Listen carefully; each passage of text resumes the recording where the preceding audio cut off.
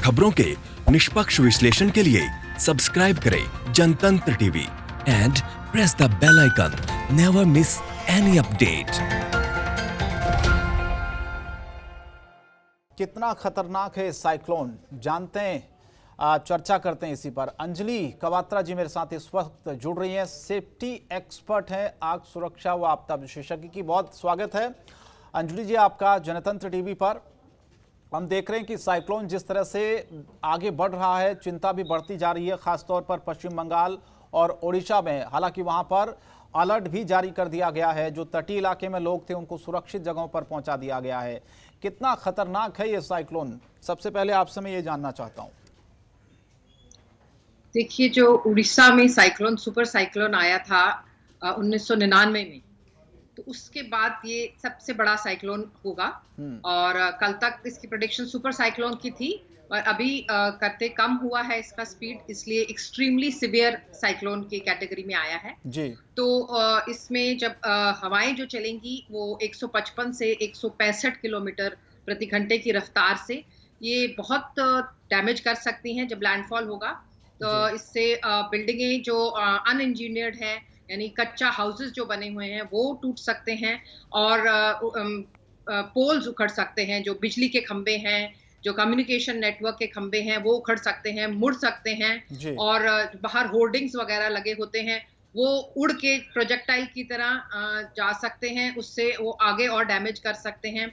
और जो बाकी रोड्स हैं जो ठीक से नहीं बनी है, साइक्लोन रेजिस्टेंट जो भी स्ट्रक्चर्स हैं, उन पे काफी नुकसान हो सकता है। और क्योंकि ये जो इलाका है ये तकरीबन जिसे कहते हैं डेल्टाज हैं, जो नदी के मुंह पे बनते हैं, तो वो वहाँ पे बहुत अधिक कल्टीवेशन होती है, बहुत फार्मिंग होने से वहाँ पे जो है पॉपुलेशन डेंसिटी भी बहुत अधिक है। तो इसलिए वहाँ पे जो नुकसान होगा उनकी लाइवलीहुड का, उनके घरों का, उनके जो स्ट्रक्चर्स उनके लाइवलीहुड के हैं, उनमें बहुत अधिक नुकसान हो सकता है। और इसके अलावा कैटल और उनकी फार्मिंग, स्पेशली जो उगी फसलें हैं, उस पे नुकसान होगा। फल के बगीचे जो हैं उन पे नुकसान होगा। कुल मिला के काफी अधिक नुकसान होगा इससे, क्योंकि ये सिवियर साइक्लोन कैटेगरी का है। और जो फ्लडिंग होगी, ये अभी देखना होगा कितनी फ्लडिंग होगी। स्टॉर्म सर्ज पे ये डिपेंड करता है, यानी कि कितना बड़ा वेव जो आएगी, कितनी बड़ी लैंडफॉल करेगी, तो पानी कितना दूर अंदर तक जाएगा, और उससे कितनी फ्लडिंग होगी, और साथ में उस वक्त बारिश कितनी तेज हो रही होगी, जो अभी शुरू हो चुकी है। और उस फ्लडिंग से भी कितना नुकसान होगा, कैनाल्स कितने डिस्टरप्ट होंगे, साथ में ब्रिजेस, कल्वर्ट्स जो बने हुए हैं वो साइक्लोन रेजिस्टेंट अगर नहीं है तो उनमें भी नुकसान देखा जाएगा। तो कहने को जो नुकसान होगा ये लैंडफॉल के बाद ही पता चलेगा।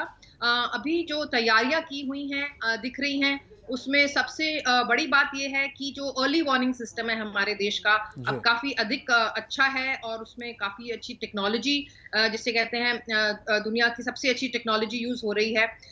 ये नेशनल साइक्लोन मिटिगेशन प्रोजेक्ट हमारे देश में जब से लागू हुआ है, इसका मतलब 72 घंटे पहले ही वार्निंग आ जाना बहुत ही फायदेमंद होता है तैयारी करने के लिए, लोगों को बचाने के लिए।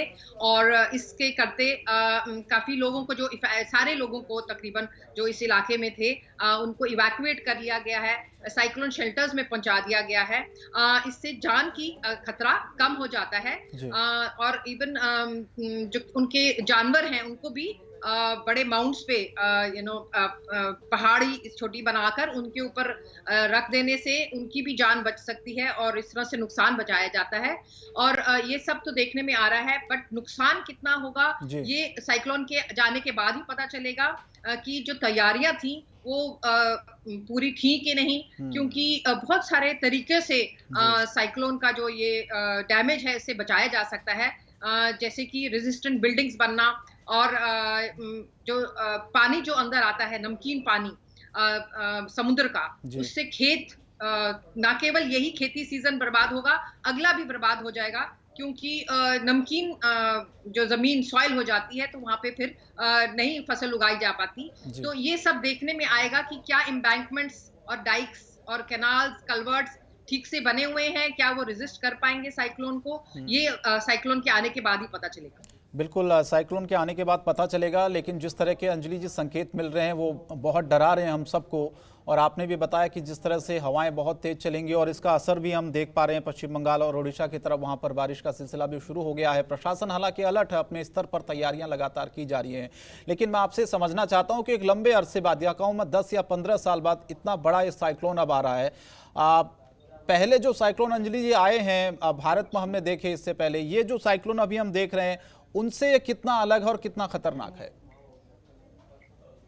देखिए, जैसे मैंने बताया 1999 के सुपर साइक्लोन जो उड़ीसा में आया था, उसकी स्पीड थी 240 किलोमीटर प्रति घंटा से 220 किलोमीटर प्रति घंटा, और उसने जो तहस नहस की थी, तो अंदर कितने 30 किलोमीटर अंदर तक उसका जो असर गया था, भुवनेश्वर तक असर उसका गया था, यानी कि कैपिटल सिटी उड़ीसा की भी इफेक्टेड हो गई थी। और 15,000 लोग मर गए थे, और 2 दिन के लिए उड़ीसा पूरा कट ऑफ रहा था, यानी कि बाहर तक खबर भी नहीं आ पा रही थी कि अंदर नुकसान कितना हुआ है, क्योंकि सारा टेलीकम्युनिकेशन नेटवर्क उड़ गया था, सारा बिजली के खंभे टूट गए थे, और बहुत अधिक नुकसान था। उसके बाद ये उससे सिर्फ सेकंड ही है इन इंटेंसिटी। कल तक तो सुपर साइक्लोन की प्रेडिक्शन थी, अभी थोड़ी कम हुई है स्पीड, उसके कारण ये जस्ट नेक्स्ट कैटेगरी जो कहते हैं एक्सट्रीमली सीवियर साइक्लोन की कैटेगरी में आ गया है। पर इससे भी बहुत अधिक नुकसान होगा, और जो पिछले दशक में साइक्लोन्स आए हैं सबसे अधिक इसकी इंटेंसिटी है, और इसकी विंड स्पीड क्या क्या नुकसान करेगी, क्योंकि वेस्ट बंगाल में पिछला जो आए थे साइक्लोन्स, उनसे ये सबसे अधिक इंटेंसिटी का साइक्लोन होगा। और पिछले दशक में अधिक साइक्लोन उड़ीसा और आंध्र प्रदेश में नुकसान पहुंचाते रहे हैं। इस बार क्योंकि इसकी जो दिशा है वो वेस्ट बंगाल की तरफ है, उड़ीसा में 120 किलोमीटर प्रति घंटे की स्पीड देखी जाएगी हवा की, तो उससे नुकसान उतना नहीं हो पाएगा, और आंध्र प्रदेश में भी थोड़ा असर देखा जाएगा।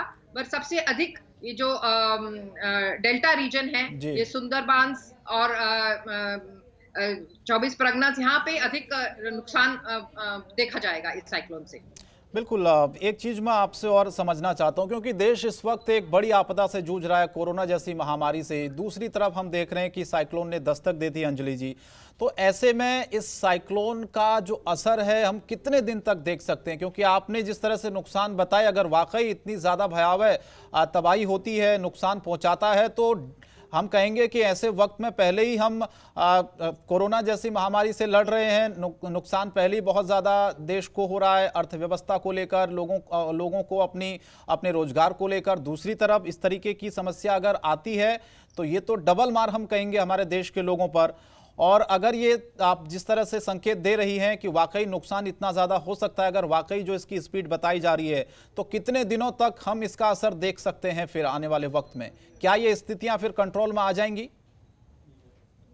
शंकर दत्त जी, आपने बिल्कुल ठीक कहा। ये डबल वैमी की तरह एक बहुत ही दुर्भाग्य की बात है हमारे देश के लिए कि इस वक्त साइक्लोन का आना। वेस्ट बंगाल की जो ये जनता है, ये पहले ही जो कोस्टल रीजन्स में बहुत हैवी पॉपुलेशन होती है, क्योंकि यहाँ पे फार्मिंग जो एक्टिविटीज हैं बहुत अधिक की जाती हैं, और उनके साथ ये एक बहुत ही दुर्भाग्यवश टाइम में इस साइक्लोन का आना, क्योंकि कोविड डिजास्टर अभी भी हमारे देश में आगे ऊपर ही बढ़ रहा है कर्व, और इस साइक्लोन के कारण जब अब लोगों को साइक्लोन शेल्टर में ठहराया जा रहा है, वो उसमें एक सुपर स्प्रेडर बनेगा, क्योंकि वहां पे कैपेसिटी लिमिटेड होती है।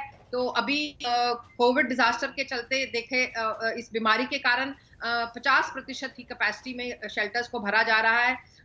जितना भी सोशल डिस्टेंसिंग का सब एहतियात लिया जा रहा है, उसके बावजूद क्योंकि परिस्थिति ऐसी है, इससे बीमारी जरूर फैलेगी, अधिक फैलेगी, और ये गरीब लोगों को कितने टाइम तक, ये शॉर्ट टर्म और लॉन्ग टर्म दोनों बहुत ही बुरे इफेक्ट्स रहेंगे।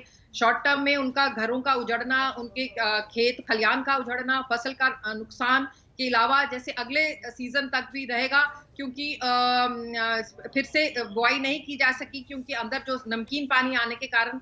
उसके साथ में क्योंकि हमारे वेस्ट बंगाल में भी और बाकी भी कई ऐसे कोस्टल स्टेट्स में नहीं है अभी तक जो है रिस्क ट्रांसफर मैकेनिज्म, यानी कि इंश्योरेंस ना जिंदगी की, ना प्रॉपर्टी की। इसके कारण ये गरीब लोगों पे एक दुगनी मार पड़ने वाली है। जी। और सरकार की तरफ से भी जो जितने भी अभी तक एफर्ट्स कोरोना वायरस के चलते हो रहे हैं, उसमें भी एक रोक आएगी, क्योंकि इस एरिया में जैसे बीमारी के फैलने का बहुत अधिक चांस है, ये एपिडेमिक की तरह फैलेगी। और कंडीशंस अभी जैसे साइक्लोन के बाद पता चलेगा कितनी फ्लडिंग हो जाएगी, और फ्लडिंग में वैसे भी और भी तरह की बीमारियां बहुत फैलने का खतरा बढ़ जाता है। जी। इसके चलते इन परिवारों पे बहुत बड़ा घात आने वाला है। और जो मैकेनिज्म्स इनको बचाने के फ्यूचर में इनके लाइवलीहुड को रिहैबिलिटेशन और रिलीफ के क्या सरकार वेस्ट बंगाल सरकार कितना अधिक अच्छे से करती है, ये भी देखना पड़ेगा। क्योंकि अभी तक तो सारी इन्वेस्टमेंट जो है कोरोना वायरस डिजास्टर के ऊपर जा रही है, और इसलिए ये बहुत दुर्भाग्यवंश समय है एक साइक्लोन आने के लिए, और सरकारों को बहुत जूझना पड़ेगा। साथ ही जो सेंट्रल गवर्नमेंट ने असिस्टेंस दिया है, जो नेशनल साइक्लोन, इस वक्त इसको इस राज्य सरकारों को देनी पड़ेगी असिस्टेंस, क्योंकि ये अकेले नहीं जूझ पाएंगे। ये पूरा एरिया काफी पॉपुलेटेड एरिया है। चलिए। 3 से 4 लाख लोग इवैक्यूएट कर दिए जा चुके हैं, मगर इनकी जिंदगी पटरी पे जल्दी आने वाली बिल्कुल नहीं है। पटरी पर नहीं आएगी, क्योंकि इनका पहले घर उजड़ कोरोना जाएगा। महामारी है, दूसरी तरफ साइक्लोन, और जिस तरीके के संकेत मिल रहे वाकई वो बिल्कुल भी अच्छे नहीं है। डबल मार हम कह सकते हैं हमारे देश के लोगों पर पड़ रही, खासतौर पर जिन इलाकों में ये साइक्लोन दस्तक दे रहा। अंजुली जी, बहुत बहुत शुक्रिया आपका हमारे साथ जुड़ने के लिए।